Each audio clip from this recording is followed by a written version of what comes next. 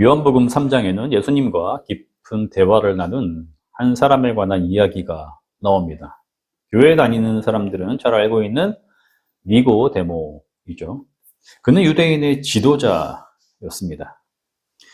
사내들인 공회 회원, 당시 최고 법정 기관을 말하는 건데, 이후 예수님이 십자가형을 받게 되실 때에 그 선언은 빌라도가 하였지만 자체적인 판결을 내리고서 압력을 넣었던 것이 바로 사내들인이죠.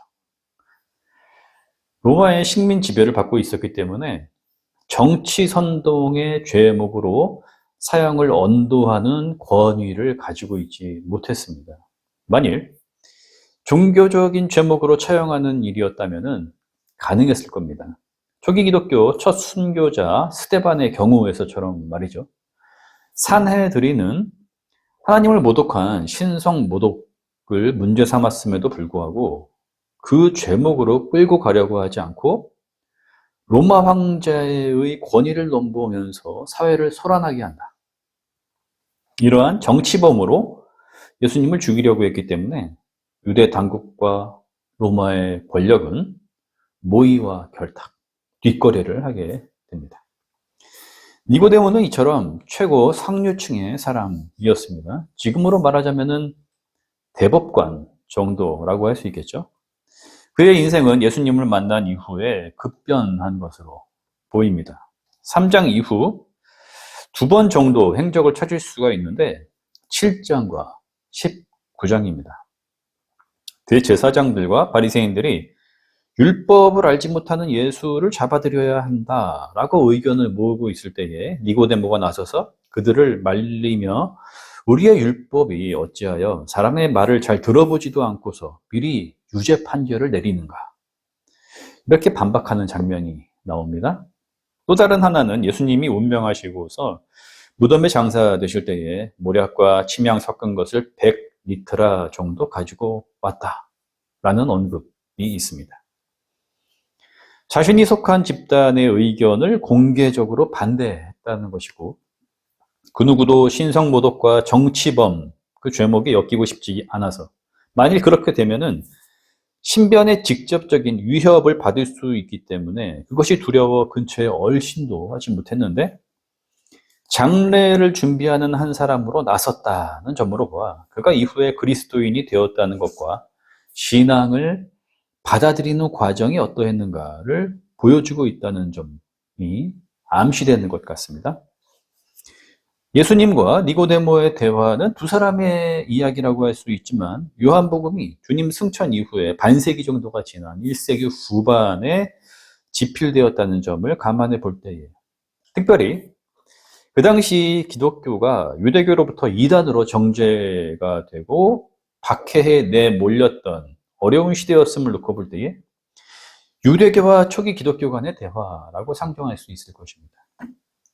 그리스도교가 유대 사회에, 더 넓게는 로마라고 하는 제국 전역에 예수 그리스도는 누구이신지, 복음이 무엇인지 드러내고 있는 변증이라고 볼 수 있겠죠. 니고데모는 밤에 예수님을 찾아옵니다. 그는 예수님보다 나이가 많았을 것인데 평소 호의를 가지고 있었기 때문에 최대한 예의를 갖춰서 만남을 청했을 겁니다. 선생님, 당신이 행하시는 표적을 보니 분명 하나님이 함께 하시는군요. 니고데모가 찾아왔던 직접적인 이유는 무엇이었을까요? 21절까지의 내용을 살펴보았을 때에 그는 영생에 관한 물음을 가지고 찾아왔던 것 같습니다. 하나님의 능력과 영광에 휩싸이는 것, 하나님의 생명에 참여하는 것, 곧 영원한 생명을 얻는 길, 그것을 당신에게 묻고 싶습니다. 내적 갈망이 있었을 겁니다. 마태복음 19장에 등장하는 부자 청년의 경우도 이러한 질문으로 주님을 찾아오죠. 무슨 선한 일을 하여야 영생을 얻으리까? 유대인들은 표적을 중요하게 여겼습니다. 겉으로 드러나는 흔적이라는 사전적 의미를 가집니다. 하나님의 임재와 역사하심 그리고 통치의 흔적을 눈에 보이는 어떠한 것으로 경험하는 것에 몰두했다는 거예요. 모세를 통해 드러나는 10가지 재앙에서 볼 수 있는 기적. 홍해가 갈라지고 만나가 하늘에서 내리고 반석에 물이 터져 나오는 이적에서 산 위에 구름이 빽빽히 가려지면서 연기가 솟아오를 때에 이스라엘은 하나님이 지금 여기에 계심을 느끼면서 두려움에 휩싸이곤 했습니다. 전쟁터에서의 놀라운 승리, 엘리야가 바알 선지자들과 싸울 때에 하늘로부터 불이 내려서 잼불을 태운 사건, 그리고 그가 불 수레를 타고 승천한 일, 모두 표적의 예가 됩니다. 그들은 왜 표적에 몰두하는 신앙의 행태를 가지게 되었을까요? 십계명에서 하나님을 형상화하거나 어떠한 상을 짓지 말아라 규정하고 있기 때문에 어떠한 흔적을 통해서라도 하나님을 느끼고 섬길 수 있으리라는 생각에 이르게 된 것이었을까요? 표적이 유독 유대교적이다라고 말할 수는 없을 것 같습니다. 대부분의 종교 현상들이 이와 유사한 길을 가기 때문입니다.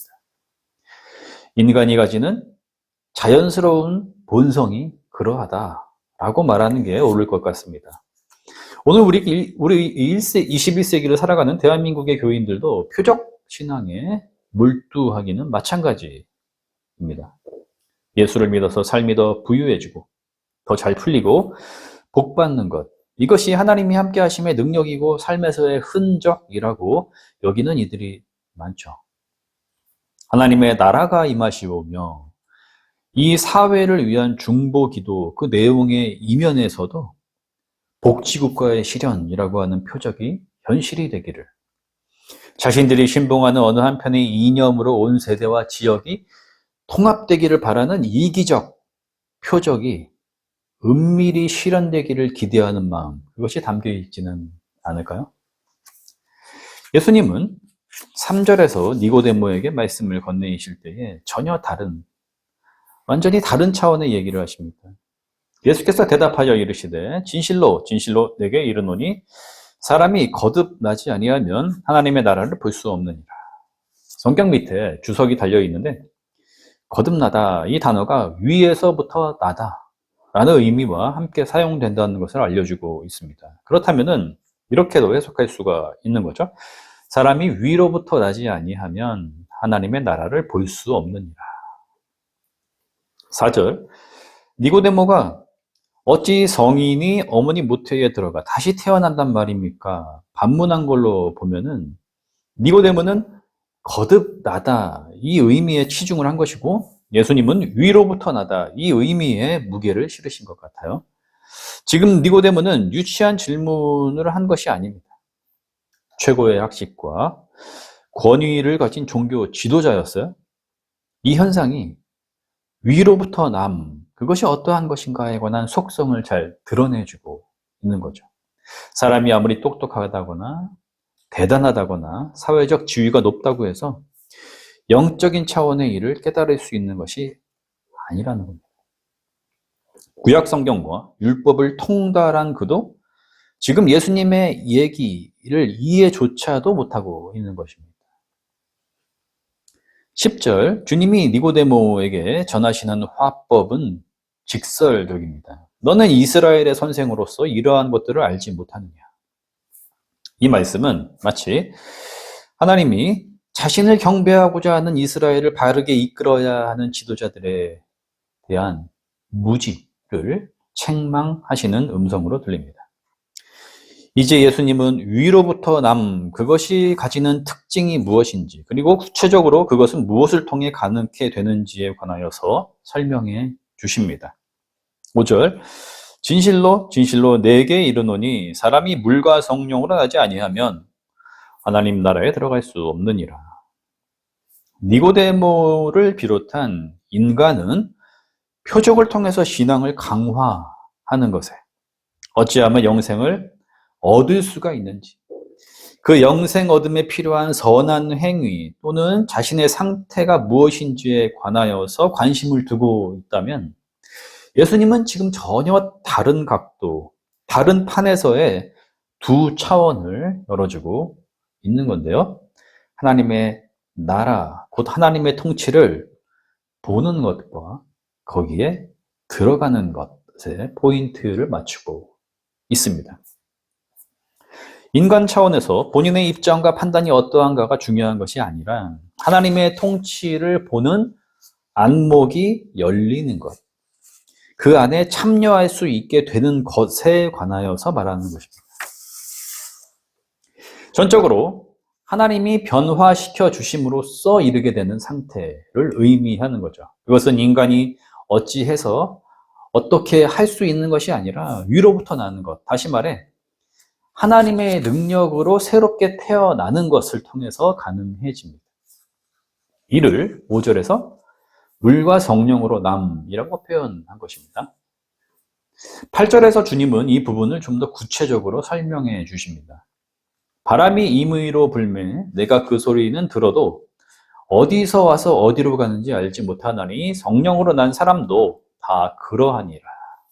헬라어 푸뉴마는 바람 그리고 영이라는 의미 두 가지를 모두 가지고 있습니다. 고대인들은 바람이 어디에선가부터 불어와 나뭇잎을 흔들고 구름을 일게 하며 비를 쏟는 현상을 잘 관찰했을 겁니다. 사람이 태어날 때에 코에서 숨이 터지고 세상을 떠날 때 코에 숨이 멈추는 모습을 주의 깊게 보았을 겁니다. 이러한 신비가 영의 작용이라는 것을 생명현상의 근원적인 비밀이라는 것을 간파했던 거죠.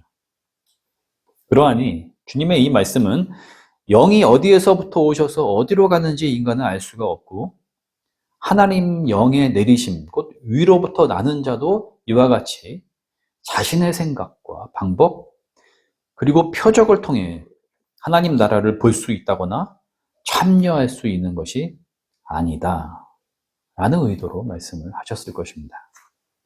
그렇다면은 이제 인간의 생각이나 방법, 확인하고 싶은 욕망에 기인하는 그 표적이 아니라 어떻게 하면은 위로부터 내리시는 은혜를 통해 하나님 나라를 보고 들어갈 수가 있을까요? 이 질문에 대한 답이 요청되고 있습니다. 주님은 13절부터 이 부분에 대해서 가르쳐 주십니다. 하늘에서 내려온 자, 곧 인자 외에는 하늘에 올라간 자가 없느니라. 이후 14절과 15절에서 출애굽 당시 광야의 놋뱀을 보고 불뱀에 물린 광야의 이스라엘이 구원을 받은 사건을 언급하시고는 그 유명한 우리가 잘 알고 있는 요한복음 3장 16절 말씀을 들려주시죠. 주일학교를 다닌 분들은 다 암송을 하고 있을 겁니다. 13절에서부터 17절에 이르는 말씀을 통해서 얻을 수 있는 답, 단도직입적으로 말해서 위로부터 나는 방법, 물과 성령으로 거듭나는 방법, 하나님의 통치를 보고 참여할 수 있는 방법은 예수 그리스도를 믿는 것입니다. 답이 너무 당연한가요? 그렇지가 않습니다. 예수 그리스도를 믿음으로 영생을 얻는다. 이 고백이 신앙의 구호에 떨어져 버릴 때에 신앙은 표적을 구하는 현상들에 매몰되거나 자기 신념에 따른 해석의 차원으로 왜곡될 수 있다는 점 유의해야 합니다. 우리는 왜 예수 그리스도를 믿어야 하는 걸까요? 다시 말해, 기독교는 왜 신앙을 통해 자기 자신이 길을 찾는다거나 자아 실현을 할 수 있다라고 말하지 않고 예수 그리스도, 이분을 믿는 것, 여기에 신앙의 본질과 구원의 길과 기독교의 모든 것이 걸려 있다라고 말하는 것일까요? 그분은 절대적으로 유일무이하게 하늘에서 내려오신 분이시며 하늘로 올라가신 인자이시기 때문입니다. 이 한 문장을 설명해 보겠습니다. 하늘은 생명의 궁극적인 비밀, 하나님의 창조와 종말의 신비, 영원한 생명의 의미를 담아내고 있는 대명사입니다. 인자는 하나님의 통치를 대리하여 오시는 분, 인간을 구원하시는 분을 뜻하는 대명사이죠. 오셨다는 것, 그리고 다시 오르셨다는 것은 우리에게 내려오심으로써 그 길을 여시고 하늘, 곧 하나님의 통치에 이를 수 있도록 통로와 사다리가 되셨다는 것을 의미합니다. 요한복음 12장 32절이 증언합니다. 내가 땅에서 들리면 그 십자가가 올라가면 모든 사람을 내게로 이끌겠노라. 그러니까 예수 그리스도 이분만이 오직 유일하게 영원한 생명의 비밀을 아시는 분이라는 거예요. 이분을 통해서만 하나님의 통치가 이 세상에 드러난다는 것이고요. 따라서 이분을 통하지 않고서는 그 누구도 하나님이 어떠한 분이신지, 하나님만이 가지고 계신 영원한 생명의 능력이 어떻게 인간에게 수여되는지 알 수 없다는 것입니다. 여기서 한 가지, 우리는 신앙의 본질이라 할 수 있는 믿는 것에 관하여 이해할 필요가 있겠습니다. 그것은 자기 확신이 아닙니다. 100% 혹은 51% 이상으로 점수를 줄 수 있기 때문에 내가 어떠한 것들, 다른 것들을 제쳐두고서 이걸 받아들이겠다라는 차원을 말하는 것이 아니라는 겁니다. 성령의 일을 인간이 알 수가 없듯이 이것 또한 인간이 생각한 것과는 전혀 다른 차원으로 열린 신비인데요. 믿는다는 것은 광야의 이스라엘이 불뱀에 물려 죽게 되었을 때에 하나님의 지시로 모세가 놋뱀을 만들어 지팡이에 달게 되었는데 그것을 바라본 자가 치유되고 목숨을 구할 수 있었던 것과 유사한 방법으로 제시되는 것입니다. 즉, 십자가에 달리신 예수 그리스도를 바라보는 것. 놋뱀과 같으신 그분을 향하여 눈을 드는 것입니다. 이 말은 곧 예수 그리스도께 참여함, 예수 그리스도를 붙듦이라고 할 수가 있겠는데요. 내가 중요한 것이 아니라 오직 유일하게 영생의 비밀을 가지고 계시는 분, 하나님의 아들이신 분, 믿음의 대상이신 예수 그리스도를 신뢰하여 나에게 주어진 생이 그분 안에 있기로 고백하고 결단하며 따르고자 하는 일상, 거기에 하나님의 나라가 임하고 영생이 주어진다는 것입니다. 오늘 설교 본문의 마지막 절인 17절은 이 위대한 진리를 우리가 어떠한 방식으로 붙들어야 하는가에 관한 주님의 최종 가르침이 됩니다. 하나님이 그 아들을 세상에 보내신 것은 세상을 심판하려 하심이 아니요 그로 말미암아 세상이 구원을 받게 하려 하심이라. 구원 지향적인 사람이 되어서 예수 그리스도 안에 있음을 감사히 여기며 기쁨으로 살아가라는 것입니다. 오직 거기에 하나님의 뜻이 있다는 거죠. 단순, 명확한 진리입니다. 왜 17절 말씀이 우리에게 중요할까요?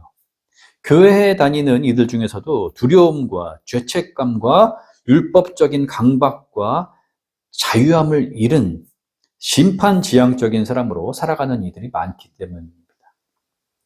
또한 이 시대가 남을 판단하고 남보다 더 우위에 서야 한다는 강박으로 우리를 몰아가는 심판지향적 사회이기 때문입니다.